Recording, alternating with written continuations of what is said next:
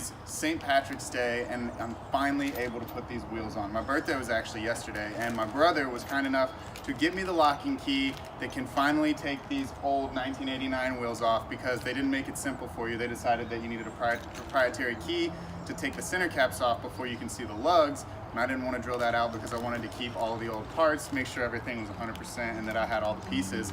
So I can finally get that thing off with this little booger right here, and we are about to do that and get these bad boys on. All right guys, finally, these things are off. They are ridiculous, dude. This is what has kept us from putting these wheel caps on, or these wheels on, for so long, is because these wheel caps have these funky little screws that you need a very expensive and very specific key to take off. This guy goes in here, keeps the lugs hidden. Couldn't take the wheels off until I got these off. So that's what the delay on the wheels has been. I've had them for almost a month now. They are finally going on. St. Patty's Day special. Here it is, guys. You know that you made it. You know that you made it.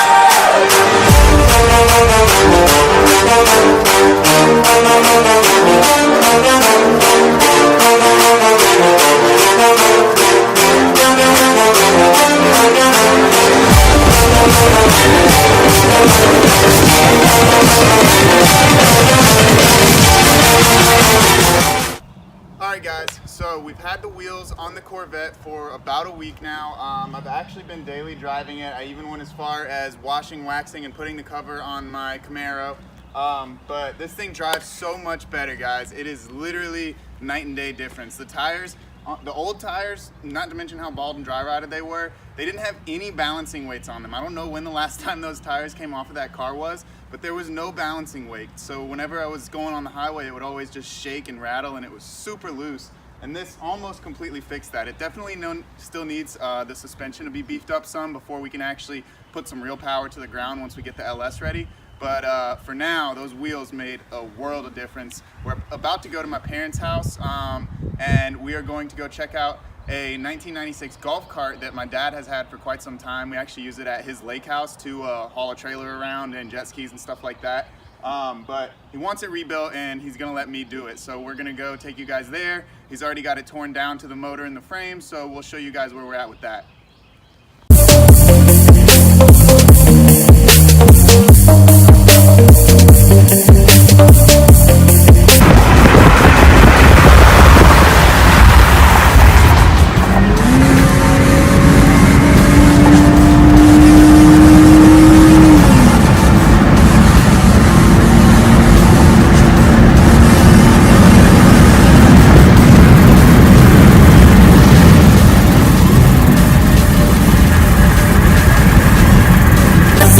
I'm holding my ground. Who's laughing now? Yeah, who's laughing now? When they're screaming out your name, everyone in the crowd, you know that you made it. Like a king on the throne, baby, you wear the crown. That's where you know that you made it. You know that you made it. Your mom started.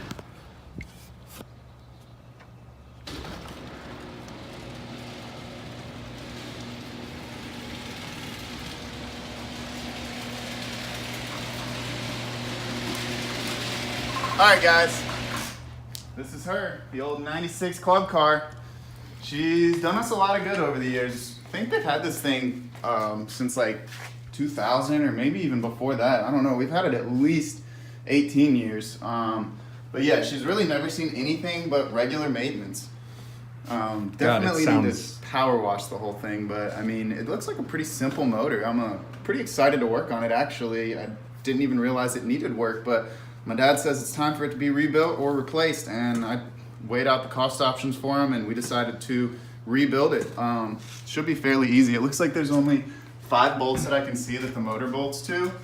That motor looks a lot beefier than what I thought it was, by the way. Yeah, it's a Kawasaki 283cc 4-stroke motor. It's carbureted, and it does have a governor, which I plan to get rid of, obviously.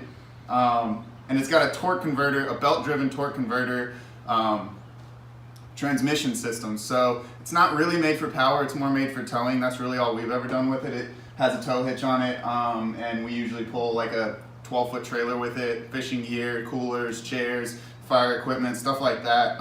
Just general lake house stuff. But yeah, I mean, it's pulled lots and lots of things for a very long time, and now it's time to give her some love.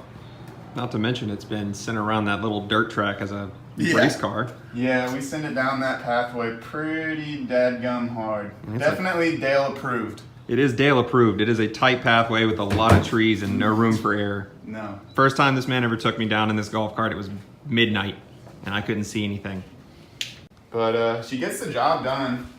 She tops out really at like 7 or 8 miles an hour, but I think once we remove the governor and beef it up a little bit as far as like the intake and the exhaust goes, all of the internals are going to be replaced exactly the same, but once we get it breathing a little bit better and obviously all of the seals and gaskets replaced, hopefully she'll be back to 100% of her former glory.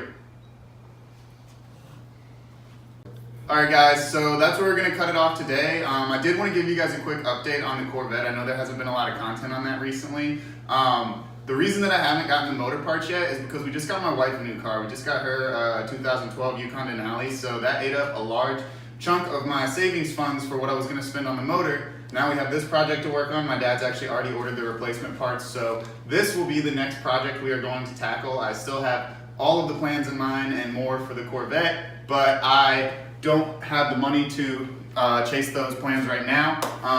I will be ordering the parts as soon as I can afford them, and we'll keep you guys updated. But for now, we're going to work on the golf cart. Make sure you like the channel, leave a comment, and don't forget to subscribe.